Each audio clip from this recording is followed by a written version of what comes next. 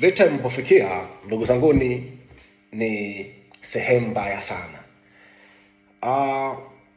Sehemu ambapo sasa tumepofika ni mambo ya kulipizana. Jambo la kulipizana ni hatari kubwa sana, kwa sababu linavunja misingi na kuingia kwenye danger zone. Niliwaambia tunapigana, vita vinapigana sasa hizi viko kwenye yellow line, yani mstari wa njano. Ukiingia kwenye red line ni kuanza sasa kuitafuta vita vitatu vya dunia.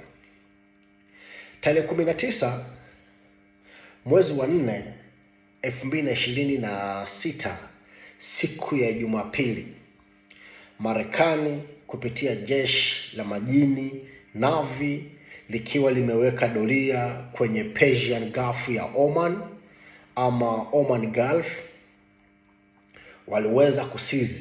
waliweza kuteka nyara meli ya mizigo ya Iran ikiwa inatokea saidi za China, nchi ya China. Waliipa order, ikakataa, wakaamua kuilipua kwa mifumo ili siendelee kutembea. Sasa kilichotokea, walibahatika kuiteka ile meli na wakaenda mbali zaidi, wakasema tutaifungua na tujue imebeba mizigo ya aina gani. Kumbuka hiyo ni meli imetoka China. Either inaweza kuwa ni chakula, msaada wa kijamii, ama msaada wa kivita kutoka nchini China kwenda Iran. China hawajasema chochote kile mpaka leo, lakini jana tarehe 20 Iran imejibu kwa kuzishambulia meli za kivita za Navy vibaya sana. Kumbuka bado tuko kwenye ceasefire ambayo inapaswa kuisha leo tarehe 21 mwezi wa 4 2026, ambapo kesho tarehe 22 ndio tungepata majibu sahihi. Wawakilishi upande wa Marekani ili kuja kwenye duru ya pili ya mazungumzo nchini Pakistan walifika leo, ili sasa kikao kifanyike leo, sababu walikuwa jana Jumatatu ndio walitoka. Unapata picha gani? Iran wamesemaje? Iran wamesema hawatoshiriki duru ya pili ya mazungumzo. Iran wamesema hawatoshiriki duru ya pili ya mazungumzo. Kwa nini? Tarehe 19 Marekani imevunja sheria ya mazungumzo. Kwa nini avamie meli? Na hii ilikuja baada ya Trump kutengeneza scenario kwamba eti Iran alishambulia meli za Ufaransa na Uingereza, jambo ambalo Uingereza imekataa ni uongo. Meli zao hazijashambuliwa. Meli ambayo ilishambuliwa juzi ilikuwa Ijumaa, Alhamisi kuamkia Ijumaa, ni meli mbili za Wahindi. Meli mbili za Wahindi zilishambuliwa, zikaamua kurudi nyuma.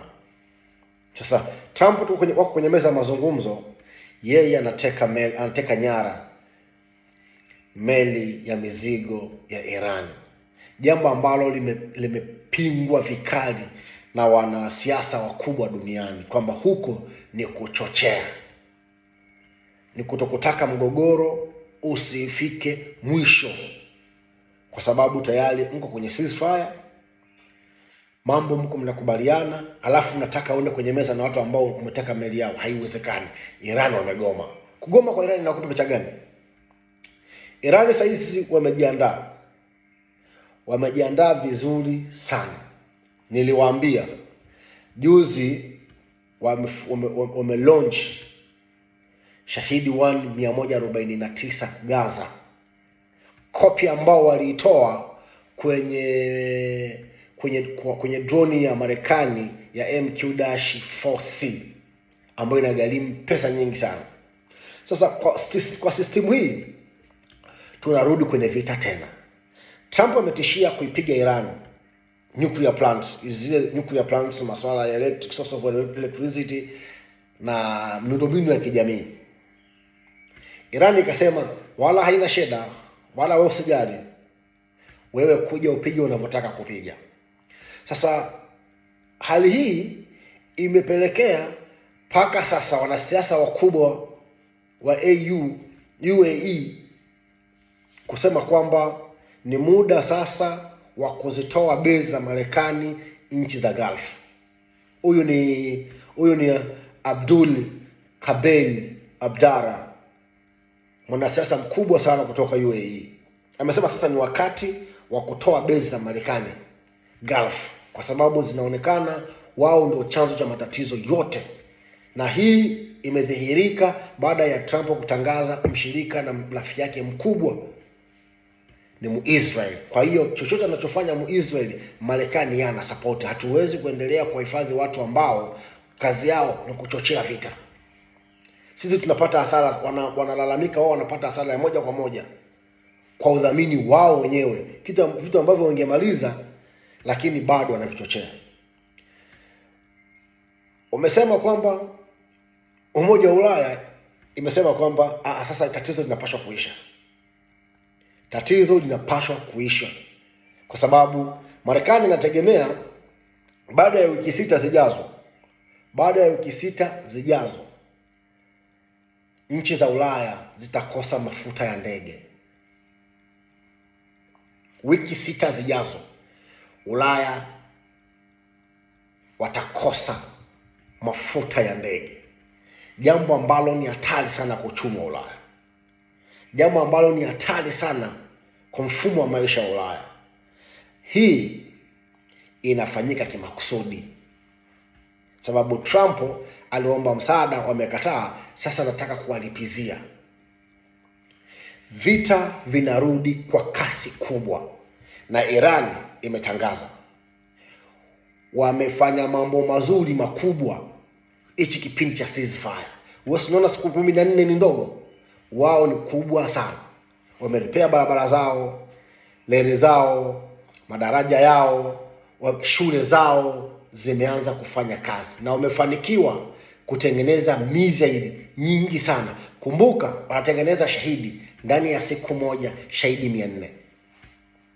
Na CIA ilisema wanaweza kutengeneza ndani ya saa moja wakatengeneza nuclear bomb. Wao wana huo uwezo.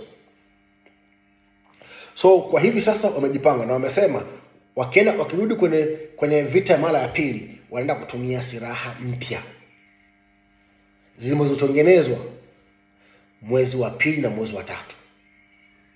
Zile zilizokuwa wanatumia za mwaka 1954, 1956, 1960. Sasa inakupa picha kwamba tunapoelekea ni kubaya zaidi, na Trump akiona tu wamerudi kwenye vita tena anatoka kwenye kiti. Trump akiona Irani imerudi kwenye vita mara ya pili na yeye anatoka kwenye kiti, ataondoka. Chukua hii maneno, ataondoka. Irani imeendelea kumonyesha ubabe Marekani.